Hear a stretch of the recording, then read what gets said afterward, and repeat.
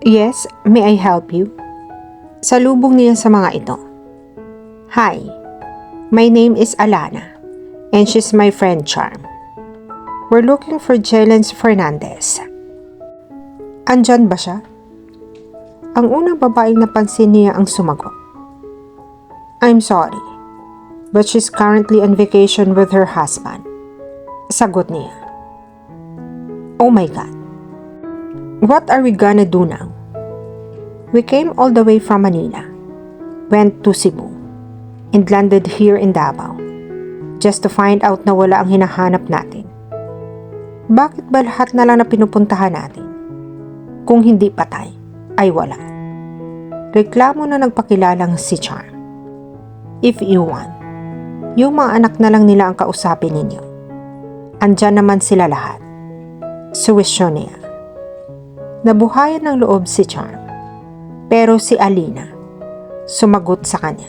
Can you take us to them? Importante talaga ang sadya namin. Tumango siya. Papakiusapan ko si Mang Kanor na samahan kayo sa kanila. Thanks. Halos magkasabay na sabi ng mga ito. Nagpatiuna na siya sa loob at sinisigurong nakasunod sa kanya ang dalawa. Hindi siya pwedeng magpakita sa magkakapatid na Fernandez. Ang sabi ni Mang Kanor. Nagkaroon daw ng emergency meeting ang mga ito. And the fact na hindi siya kasama, alam niya na nabuko na nga siya. Bago pa man siya tawagan ni Mina, ay alam na niya iyon. Nang mahanap niya si Mang Kanor, ay binigyan niya ito ng instruction at pinakausapan na asikasuhin ang mga ito. Eksaktong kakalayo lang ng mga ito nang mag-ring ang cellphone niya. Sinagot niya iyon. Naikuyom niya ang mga palad nang marinig ang ibinalita ng kapatid. Hanggat wala tayong ebidensya kay Blake, hindi natin pwedeng ipaalam ito sa lahat. Mahirap na. Are we clear on that? We must not trust him. Matatag na sabi ni Isabel na mas nakatutok ang mga mata sa kanya. Alam ni Laika na para sa kanyang huling mensahe nito. Dahil nga naman halos ipaubaya niya sa lalaki ang financial reports nila. At basta gano'n na lang. We let him stay here. For as long as wala tayong tangible evidence laban sa kanya, baka naman magising na lang tayo isang araw. Wala na tayong mga kliyente. Sabi ng kanyang ate Reyna. Halata ang galit sa boses nito. Kung noon ay crush nito ang lalaki, ngayon ay hindi niya makita sa mukha nito ang paghanga sa tuwing nababanggit ang empleyado. And what do you want me to do? Paalisin siya? For all we know. Marami pa siyang natatagong information na hindi pa naibibigay sa Flower Paradise. Kung paaalisin natin siya, hindi na tayo magkakaroon ng chance para mahuli siya at pagbayarin sa mga kasalanan niya. I promise before the end of the week, masusolve na natin ang problemang ito. Anang ng ate niya. She felt guilty. Siya itong acting president, pero siya pa itong walang kaalam-alam sa lahat. Sa bagay, kunwari ang acting president lang naman siya. Nagtiwala sila lahat kay Blake. Pinakitaan nila ito ng maganda. Ang buong akala nila ay totoo ang lahat ng ipinakita nitong pakikisama sa mga tauhan nila. Pero ito pa pala ang traidor sa kanila. And what was worse than that? She accidentally fell in love with the enemy. May mas tatraidor pa ba roon? Binigo niya naman ang pamilya niya. Lagi na lang ba ganoon? Laika, you're crying. You okay? Kung hindi pa siya pinansin ng ate Isabel niya, hindi niya namalayang tumutulo na pala ang mga luha niya. Bakit nga ba siya umiiyak? Alin ba ang mas matimbang? Ang magmahal ng maling lalaki o ma-realize na kailanman ay hindi siya katulong sa pamilya niya? Bago pa siya makasagot ay may kumatok na sa pinto nila. Sumungaw ang mukha ni Mang Kanor. Ma'am, pasensya na po sa istorbo. Okay lang po, Mang Kanor. Nakangiti na tugon ng kanyang ate Isabel Tapos na rin naman po kami. Madaling pinahid ni Laika ang nabasang pisngi. Mabuti na lang at dumating ang matanda. Niligtas siya nito. Sa tangkang pangungulit ng kapatid sa biglang pag-iyak niya. May dalawa po kasing babae na naghahanap sa mama ninyo. Taga Maynila. At ang sabi ay importante lang daw na makausap ng mga ito ang mama ninyo. Nagkatinginan silang tatlo. Wala silang kakilalang taga Maynila na malapit sa kanila, maliban sa tita Cam nila. Kung naiba-iba ang sitwasyon, maa-amaze si Laika sa nangyaring harapan ngayon ng 5 babae sa living room. Silang Fernandez sisters na nagpakilala sina Alina at Charm. Lahat ay may kanya-kanyang katangian. Walang maitulak kabigin sa mga kapatid niya. At sa 2 bisita nila, pagdating sa kagandahan at personality. Pero ang hindi nilang inaasahan ay hanapin nito ang isang taong matagal na nilang hindi nakikita. Ang paborito at nag-iisang estudyante ng mama nila, ang tita Cam nila. The last time she visited us here was 5 years ago. Pagkatapos ay madalang na lang kaming nagkakamustahan.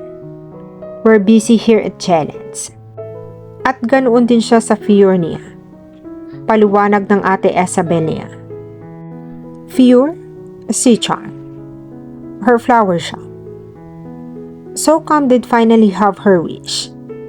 Alena said to no one in particular. Can you imagine that?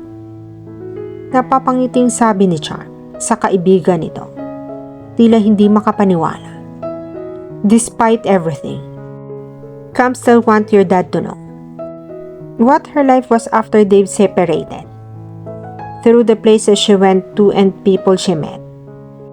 So disappointing lang. Kasi hindi mismo si Tito William ang nakakarinig ng mga sinasabi ng mga nakilala natin. Napakunot noo siya. Silang magkakapatid ay walang idea sa pakay ng 2 babae. Isinawalang bahala muna niya ang problema sa puso. Kahit pa usaping puso yata ang pinag-uusapan ng magkaibigan. Pwede ba naming malaman kung anong kinalaman ninyo kay Tita Cam? At bakit hindi nyo siya hinahanap? Si Alena ang nagpaliwanag. We've been looking for her for more than a month. Nakarating na kami ng Cebu at dito sa Davao, trying to find some clues on how to locate her. We really need to find her for my father. She's my dad's one great love. My father had a mild heart attack because of depression. And we're suspecting ang hindi nito paghanap kay Cam ang dahilan kung bakit hanggang ngayon ay hindi pa rin siya fully recovered. At nagkatinginan silang tatlo. May kaunting pagdududa sa sinabi ng dalawa.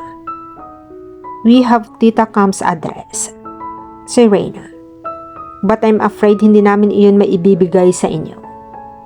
You must understand. Hindi pa namin kayo kilala. And we're not sure if you're... Please, pakiusap ni Alena. I'm doing this for my dad. Natatakot ako na baka lumala pa ang depresyon niya kapag hindi pa makita si Camila. All his life, siya lang ang minahal ni Daddy. Anak din kayo. And I know that somehow, naiintindihan ninyo ako. All I want is for my dad to be happy. He's old. And I want to give him everything. Kung totoong mahal niya si Tita Cam, bakit kayo ang naghahanap? Ilang taon na ang dumaan. Hindi man lang nagkusa ang daddy niyo na hanapin siya. Ani ni Isabel. He did. Si Charm ang sumagot. But things got a little complicated nang sundan niya si Camila sa Cebu. Because of some miscommunication, hindi na ipinagpatuloy ni Tito William ang paghahanap niya. And all his life, wala siyang ginawa, kundi sisihin ang sarili. Dahil huli na nang sundan niya si Cam. But the truth is, hindi pa pala. Lately na lang namin nalaman. You really don't have to give us Cam's exact address. Ang gusto lang namin makuha ay iniwan niyang sulat dito sa inyo. Si Alina ang nagpatuloy. Sulat? Magkapanabay silang sagot. Puno ng pagtataka. Sa pagkakaalam ko, walang sulat na ibinigay si Tita Cam kay Mama. Ang ate Isabel niya. And why would she do that? Kung constant naman ang communication namin. That letter is for my dad. Sinadya niyang iwan iyon sa mga lugar na napupuntahan niya para matuntun siya.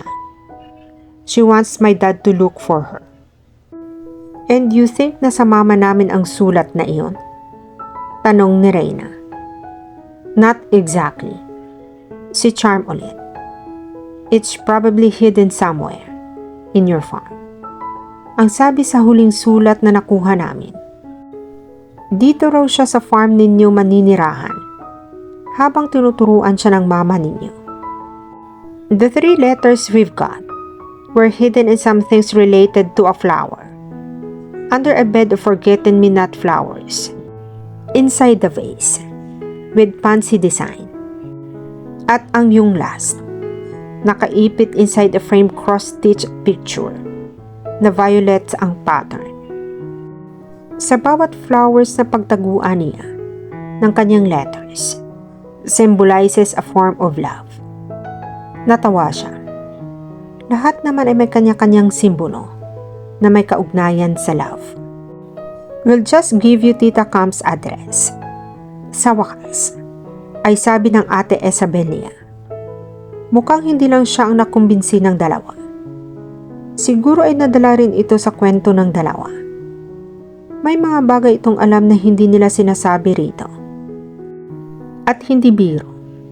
Ang pinagdaanan ng dalawa, matuntun lang ng mga ito si Camila. Umiling si Charm. It's no use.